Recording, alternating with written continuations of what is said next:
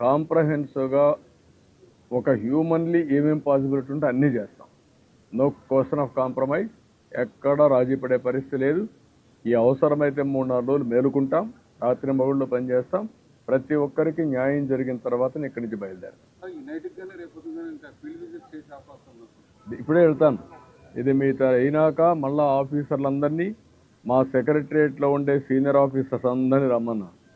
All IAS officers, secretaries అందరూ, senior secretaries కూడా ఒక్కొక్క సచివాలయం తీసుకొని మానిటర్ చేస్తాం. మేమేదో పెత్తనం చేయడానికి లేము. మేము ప్రజలకు సేవకులుగా ఉంటాం.